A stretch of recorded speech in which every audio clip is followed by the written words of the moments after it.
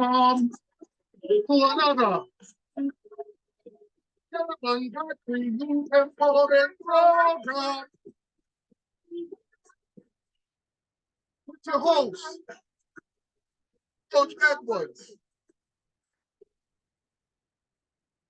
Welcome to another Kevon Godfrey Youth Empowerment Program. I am your host, Coach Ricardo Edwards. Normally we say on this program that today is Sunday. Simply means that you made it through last Monday, Tuesday, Wednesday, Thursday, Friday, and you're still here. And it simply means that God made a way for you. So in spite of what challenges that you face, God made a way for you. And as we tell people, you can do all things through him who is inside of you. All right?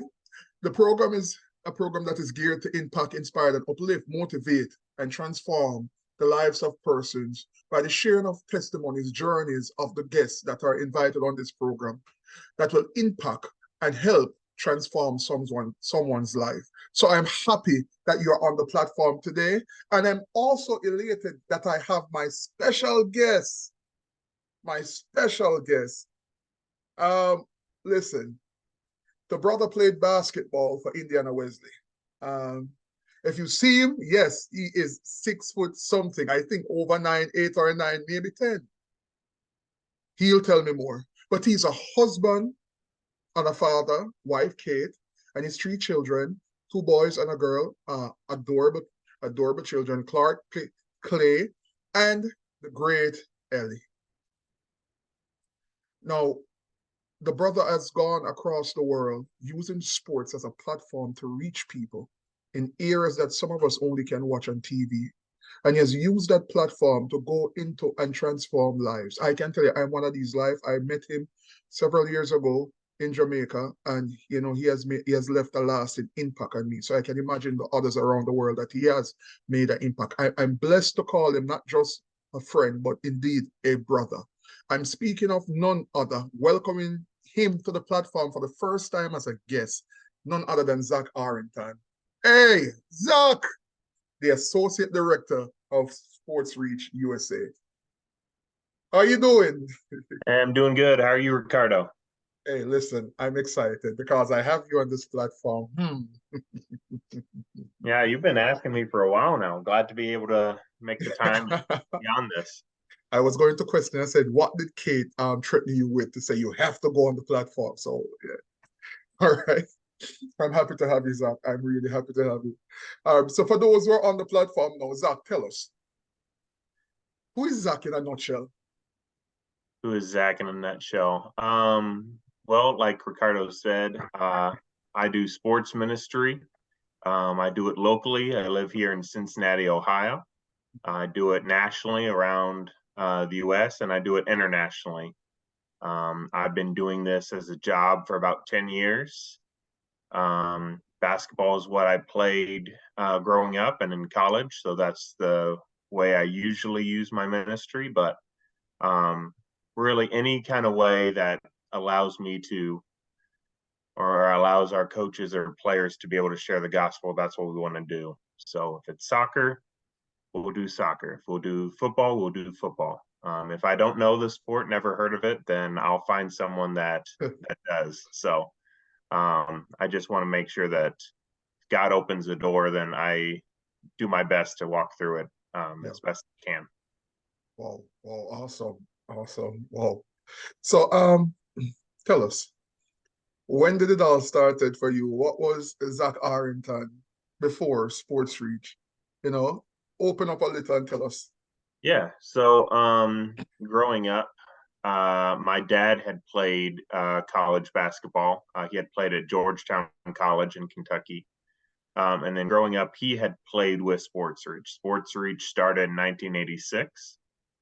So growing up, I saw him play against college teams, because back then there would be teams that would go and play Division I or NAI or Division II schools to get them ready for their season. And Sports Reach had a very good team, and they were very cheap, so they could come in and play. So I got to see my dad do those things, and then also saw him come back from trips where he would bring me back something and tell me about his stories, and it was just been part of my life for a very long time. And yeah, so he was a business guy, liked sports, and my mom was born a missionary kid. So for me, growing up, the idea of someone going over and sharing about Jesus was very common. Although we, for me, it was just my family that I knew that was doing this. I didn't know of a lot of other people around the world doing it, but it wasn't a foreign concept as I was growing up. Okay, okay. So seeing that allowed you to want to do likewise. Yeah. I did my first trip with my dad when I was 15. I went to China, and doing that trip really opened my eyes to like, okay, like God's given me something that I'm pretty good at and something I really enjoy doing. And people are more open to just kind of getting to know me through basketball in another country. It doesn't matter that I don't speak their language or I look different than them, or we don't have a lot in common, but basketball or whatever sport was a nice meeting place to begin a relationship. So, especially in a country like China where you can't share openly, I was like, okay, well, this is very fun. Like I'm enjoying this. How can I do this more often? Okay, okay. So so dad impacted you, mom mission, as I said, missionary child. Uh what was it like for you growing up in school, any obstacles, challenges, because yes, you said it was more sheltered, but did you experience anything like growing up? Yeah. I mean, I went to a public school in Cincinnati. Oh, you went to a public school. Yeah. So I Okay. don't know what he's been telling you, but I was a lot of people went to church, but I wouldn't say that they were living a Christian life. Um, People were doing cocaine in our bathrooms in our school. There was a lot of sex, a lot of drugs, a lot of stuff going on that people were trying to get me to be a Mhm. part of in high school and in junior high. So, but they also knew that I was different. So, anytime that I was on the court or I was in school and I did something that was even a little bit off, they're like, "Oh, like Zach's letting loose. He's doing this." It's like, "Oh my goodness!" So I knew that I was always being watched, Yeah. and that even if I wasn't like preaching to all my friends, like just the fact that I was different and I wasn't engaging in some of this stuff, they're like, okay, this he's different. Mhm. And I either like it or it bothers me. And so you're always having to deal with that. Yeah, and why I even bring it up, because I know persons might be hearing this now or at a later time, and the challenge is that speaking from two angles. One, I'm in church, but I'm active in sports or whatsoever in society, very upfront. And now these things are presented itself because peer pressure is there in front of us, and it is strong, influential, and a lot of people cave into it. Some might be saying it is hard not to do it because it might take away from them, quote unquote, notoriety. And being a teen in high school, especially playing sports, you want your swagger people to recognize you for some. How did you cope in terms of managing yourself throughout all of that was presented to you and maintain your walk? Yeah, I think for me, like one of the things was like when I was in high school, my dad was a pastor at that point. He had went away from the business world and had gone into being a pastor. And they were having services on Sundays at my high school. So they didn't have a church building; they were meeting at a high school. So I knew like anything that I'm doing is going to look one to God, but also two on my father, on my family. And I'm like, just that double whammy of I want to make sure that I'm trying to honor God as much as I can, trying to honor my family as much as I can. And my parents were very good about, especially on the court, because you're playing like American football, you're playing basketball, like it's very like physical, and you're playing a lot of games. There's lots of chances for you to say something or act in a way that everyone's watching you. So if I did, then they would be on it pretty quick of being like, hey, you got to quit. You got to quit that. It's like, I don't mind pulling you if you're going to keep acting in this way. Wow. So the school that you attend, your father was using it also for church. So you could not get away any at all from it. You had to maintain your relationship with God more so. You had to remember, hey, I have to come back here for church. But what about those who, I know you would have met persons growing up in college that didn't have your background and, they did struggle with these areas. Or, what would you say for a team that is playing sports now, especially in high school, and has that challenge? How, you could help them to navigate that challenge? What word you could give them for that period, facing these challenges that you faced back in school? Yeah, I would say it was two different things. So in high school, public school, not a lot of Christians, but had my family there. So I was like, okay, like I want to, whenever I'm on the court, I want to, and I'm in school, like I want to try to let people see me as like a little Christ. So Christian means little Christ. So if someone were to be like, oh, Zach, like, tell me his story. Like someone's like, oh, he's a Christian, he's this or that. And if I'm honoring God, then they're like, oh, like, that's cool. I like Zach. I want to be more like him. Or they see me and I'm acting foolish. They're like, you know what? I don't know if I want to be someone who follows Christ, because Zach is pouting at the end of the bench because he's not playing as much as he needs to, or he's yelling at the ref, or he's getting in fights, those kind of things. So I think that really made an impact on me, especially like because that's what happened to me. And when I was in China when I was 15, I had 3 straight fouls that were not fouls, obviously. And I got benched because I fouled out. So I go to the end of the bench, I'm chucking water bottles, I'm hitting chairs and stuff. And that's when my dad came over and told me, he's like, hey, like, you can't even tell people using your words like that you're a follower of Christ. Like they're just watching you.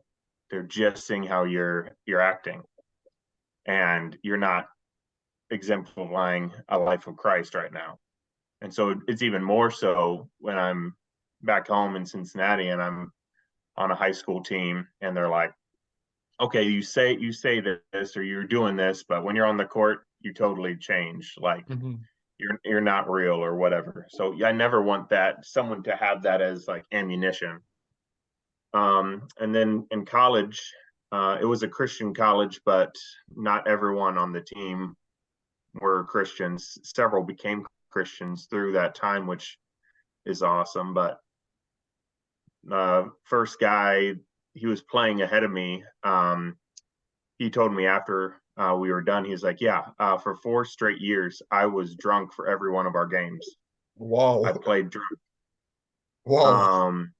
And you're like, oh, you got 30 and 15 and we're an All-American and you were drunk for all the games. Wow, that's awesome. I hate to see you actually like sober, but yeah, he's like, it's like for me, it was like just seeing someone different than me and like wondering like what's going on with this guy. Because I'm going through everything they're going through.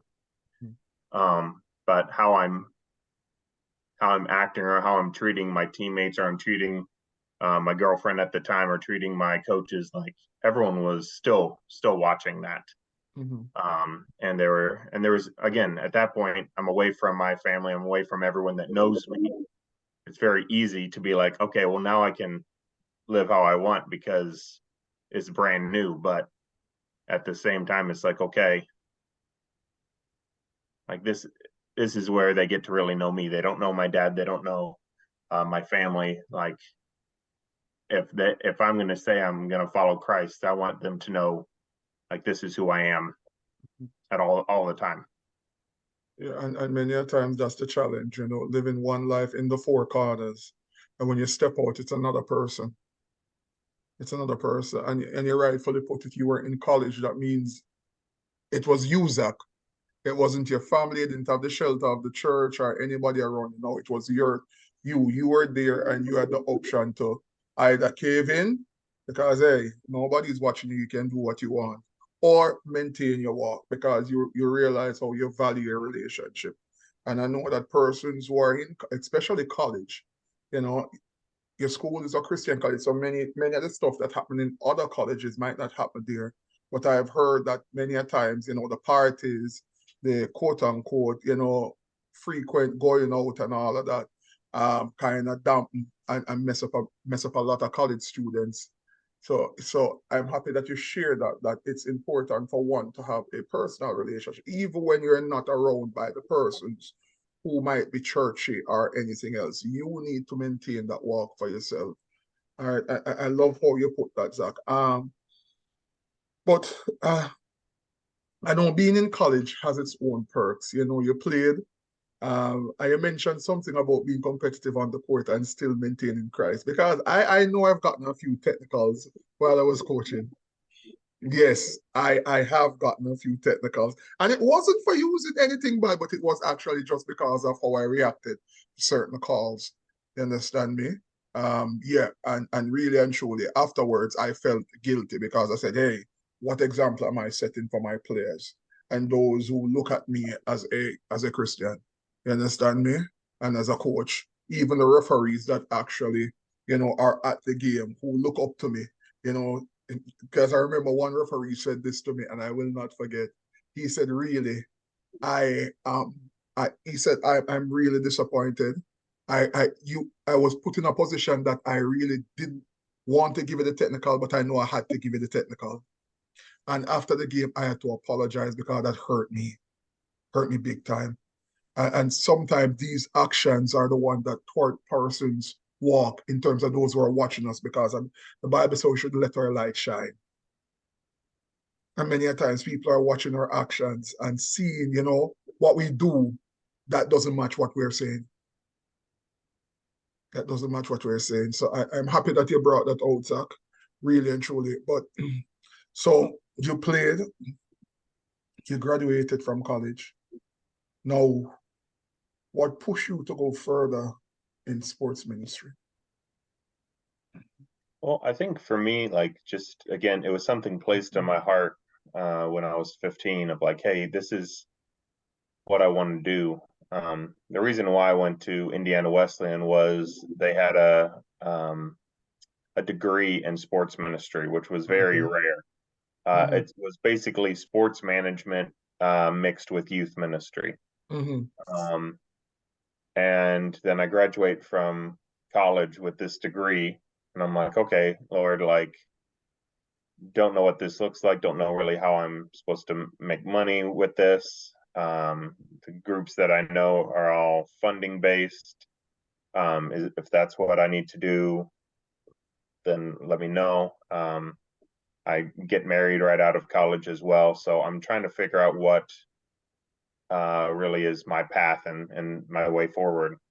In the first couple years after college, I did a couple of small things to kind of get my feet wet and like this is what it looks like to do this ministry. So I did some camps in Cincinnati, where I grew up in that part of town, as well as some others. I went on some prison ministry stuff where I went and played softball, which I'm not a softball guy, but I went and played and hung out with those guys down in Florida prisons. I took my first trip um, to Puerto Rico. That was the first trip that I led, and I had taken a college women's team. So I'm trying to lead girls that are like maybe 1 to 3 years younger than me. I'm like, okay, like Hmm. how am I doing this? Um, but at the same time, like I got a job doing a gardening ministry position where we're growing food for community, teaching people how to grow food. And that was not a skill set I had going into it. Mm-hmm. But I went in with the mindset of like, okay, Lord, like whatever I am given, whatever skills you give me, I want to use them for your glory. So for a while, it was learning how to grow tomatoes, sell tomatoes, teach people how to do that. And I did that for several years. And that was kind of like my focus until I had gained enough credibility in the sports world that people were starting to ask me, hey, could you come here? Hey, could you lead this camp? Hey, could you do this? But for a long time, I was like, maybe this is just going to be a side thing for me. Maybe it's just a once a year camp at the church that I grew up at. Um, but yeah, it was not right away. This is a huge trajectory where I feel like I'm at now. I think it was a lot of years and a lot of relationship building um, that kind of built me to where I'm at right now. Mm-hmm. Okay. Okay. And wow, and I'm happy for where you are right now because a lot of lives have been blessed, including myself, because of that. Um, so Zach, I know you have gone to several countries and share. What are some of the challenges you faced while doing that? Because I know, you mentioned China and what it is like. You understand me, but any other? Yeah, I would feel like any country or even any place in the States, what you're doing is going to be different, and you have to kind of be able to roll with the punches, kind of be very flexible, and kind of do a little bit of homework ahead of time just to kind of get an understanding of the culture. That way, I think you say a couple words in another country that they know you don't speak the language, but you know a couple words, or you ask them about something like a food, or you ask a little history or something, and like people are like, "Oh, this guy's done a little research. He's not just totally clueless about us. He cared a little bit." And I think that opens up a little bit of that relationship piece where people are going to be more likely to interact with you, want to see you succeed, um, take you places or open up doors for you that they maybe wouldn't have if you're just going in and being like, hey, I know what I'm doing. This is how it's done in the States. Like you called me in here because you don't know anything. Like that attitude doesn't get you very far. True. Um, I think you just being open and willing to learn as much as you're willing to teach, like I think that means something. And I think people can taste that you're there for the right reasons. And I think that opens up, even in places that are hard. I do a lot of what I do is in Central America, Caribbean, some in South America. And that culture is different from the States, but there's a lot of similarities.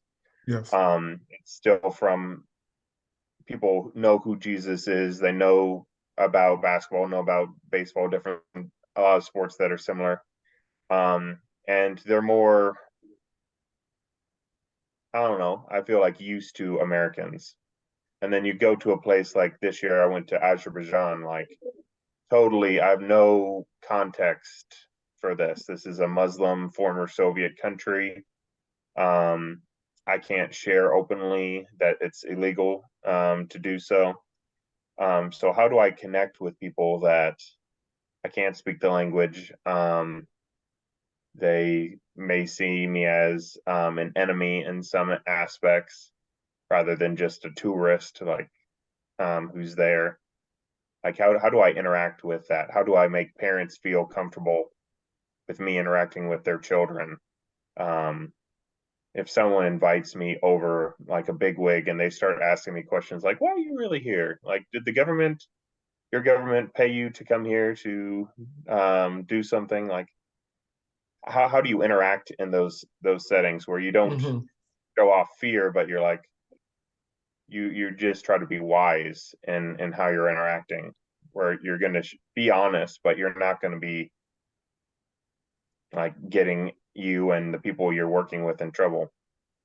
Because I usually come to give credibility and to encourage the missionary or the pastor or the coach in whatever country I'm in. So if I'm just focused on what I'm trying to do, then that's going to hurt. That's going to hurt his or her ministry when I'm on gone. I may never come back again, but they're going to deal with whatever I Mm-hmm. say or how I interact um, for months or years after I leave. Wow. Wow. Wow. What would you say to somebody that wants to come into sports ministry? You understand me? What would be your advice to such a person? I would say try to figure out what you want to do with it. If you're really into coaching, I think that's probably the easiest route to use it as sports ministry, whether you're like a legit high school or college coach, or maybe you're just doing a little league something where you're just giving someone a taste of like, hey, this is what a coach could be if they care about the players, if they care about you beyond just the wins or losses. Maybe you go into it and through sports management. Maybe you're going through it as a player, although being a player, you're not going to be in that position forever. But figure out what you really enjoy about the sport, and then try to start small. Try to do it local. Try to see if there's opportunities in the community that you grew up or the city nearby, and then kind of work your way in, and then just be open to what God has for you, what kind of doors may open, whether it's around your country, around your state, or around the world. I think God will give you a lot of opportunities if you're willing to be 100% for Him. If you're willing to give everything to Him when asked. Um, I have to say no to a lot of different possibilities for ministry, but it's never because I don't want to do it, but it's usually because I got to figure out at this point what are the best uses of my time, my family's time, and um, where I'm going. Like, is this really about me? Just because I want to be like, oh yeah, it'd be really cool to do the college games in Europe this year, getting that on my resume. Like, if that's my focus, then I don't feel like God's going to use me as much or as deeply if I'm like, oh, you know what? There's a small camp in Jamaica that's our church is going to. Let me go check it out. Let me see how I can be available and be open to helping out. Yeah, Like there's differences. yeah, yeah. That is so true. Um, hmm. I know we're boiling down to the end of our program, and normally I would, ask you some question, but I want to ask you this. We know persons are going through different type of hardship, and some of these hardships, push people to either want to just give up on life, just give up on everything, live nonchalant, just want to throw it all in. I want you just to take the floor right now and speak to somebody who feels that it's not worth it to continue, just want to throw away their life, or they're living recklessly. What would you say to somebody like that in terms of speaking hope or showing them that there's a better way? I think for me, because there's been moments in my life, especially in high school, because I feel like there's a lot going on physically with your body at that time. Mhm.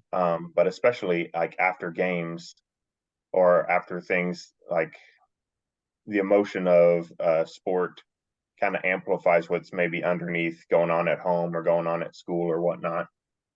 And there would be times where I'd be driving really fast and I'd be like what if I just turned? What if I decided like I'm done with this? And I feel like in those instances I have to focus in on like, okay, like what who would miss me? Who would care about me? Why am I taking the easy way out as opposed to like fighting through this and persevering? Um, there's a lot of lies that the enemy tells us in those moments. Yeah. It'd be like, hey, you know what, you're worthless. You're that people don't care about you. Um, your family doesn't love you, and maybe like you had heard those spoken out loud in real life. I know I did. I remember people saying, "Hey, you're trash, you're worthless," those things, and then I feel like Satan continues to use those on the back burner. And for me, I would have to say, who would one like miss me? Which I feel like there was people that did, and I'd be like, I don't want to hurt them because I'm making a rash decision. But also, I focus in on what does Jesus and what does God say about me, Mm-hmm. and he thinks that I am worth it. He sent his son to die for me. I mean, think about that. The person who made the entire universe thinks that I'm worth creating, wants to have a relationship with me, is worth dying for. And if I'm worth it to the creator of the universe, then I can make it another day. I can try another day. And usually, like if you let it ride out, like things will change. Things will become either better or there'll be new opportunities where you can get out of a hard situation and move to something else. Like I just want to encourage you guys, if you're dealing with something like that, like be open with people that care about you. Be open with God about that. Like just saying out loud or just praying through it and being okay with all the hurt that's going on. Um, I think that helps just being able to get it out rather than just lock it in and being like, hey, it's me against the world, because it really isn't. It really isn't. Even though you may feel that way or people may tell you it is, like people that care about you and God cares about you, even if you feel like no one else does. Yeah. Hey, I thank you for that. I think Eric Bell is here. Yeah, I think it was 3 to 4 programs ago. I remember we were talking, and we were just talking about persons who want to give up on life and saying that there is hope, just telling them that you don't have to throw in the towel. And somebody was speaking, and it was after the program, someone shared that they were about to kill themselves right there because they felt less than. They have been told that they are nothing. As a matter of fact, the person went as far as to say that the mom said you were an accident, and because it was in the heat of an argument. I didn't really want to, and that's how they felt. And so they felt that the best thing to do, since they're not needed, was to kill themselves. And after the program, hearing what the guest at that time was saying, they said that it really helped them because that was just the last straw. And why they even came on the program, because a coach, just share the link with them, and they were on it. And that was the point of them getting their breakthrough. And you rightfully said, those who are on the platform, hear this carefully. You are indeed special. If nobody told you that, you're hearing it, you are special. And it's not just because I said it. The Bible said you were fearfully and wonderfully made in the image of God. Some strong adjectives that speaks of you, and that's how your creator sees you. So no matter what anybody else says about your life, you were fearfully and wonderfully made by the creator of this world. And indeed, that is worth something living for. And then in the moment, you might see it just because you're in this box, so you're only seeing things this way. But if you should take some time, you'll see that other persons really care about you as well, and how important you are to others. There's a story that I heard in Jamaica growing up, and it says this. A man was adamant that Zach, he said, listen, I'm finished with life, I'm done. And he had a banana eating. And he said, after eating this banana, I'm just going to kill myself. He had the rope and everything tied. And when he went, he actually ate the banana and threw away the peel and put the rope around his neck and said he was about to jump. Before he jumped, a man was there eating the banana peel and said, "Thank God, you know how long I was waiting for something to eat." And it literally let him realize how important he was and that others are going through worse than what he was going through. But yet still, they're fighting to survive. I really thank you, Zach, for just opening up with us today. I appreciate it. I really appreciate it. And I'm going to ask you something, and I just feel led to do that. I don't know what anybody on this platform is going through right now, and those who might be watching it at a later time. But I feel led to ask you if you could just pray for everyone on this platform. As how you feel it, as how you are directed. Sure. All right. Appreciate that, brother. You may go ahead. Yeah. Okay. Thank you, Lord, for today. Thank you for Coach Ricardo. Thank you for his relationship. Thank you for bringing us together so many years ago, and just gives us an opportunity today that he has this platform where people from Jamaica and the States can hear. And so many people have been able to be on this show and be able to share their stories and make an impact in the lives of young men, young women. I just pray that you continue to use him and this opportunity for more people to hear of your good works and the lives of so many. I just pray for all the young people on this show listening now. I just pray that you remind them that they are worth it, that they are valued, and that they are made with purpose. Whether they know what the purpose is yet or not, that they can continue to make a difference in their communities, whether as fathers or husbands down the road, but as students and as workers and maybe as coaches. Maybe they can be able to do something like this for the next generation. Lord, I just ask that you be with them, guide them, let them be able to see hope. And then if they are really struggling right now, that there would be people in their lives that are close that will be able to walk through it with them. Let them know that they're never truly alone, and that you are with them every step of the way. We are so thankful for who you are, and thank you for your son, Jesus Christ. I ask this in Jesus' name. Amen. Amen. Amen. Appreciate you, brother. Appreciate it. Let me just thank my audience for just being so great, audience. You have been wonderful. But before we go, let me ask you, if you have any question, any comment you want to share with Zach, you may unmute your mic and just feel free to ask it. We'll take two. Anything, you can unmute your mic and just ask pertaining to what we have discussed. If he was a blessing to you, you can even text and say, "Hey, thank you." All right. But you have the platform now. You can unmute your mic and ask any question to Zach at this time.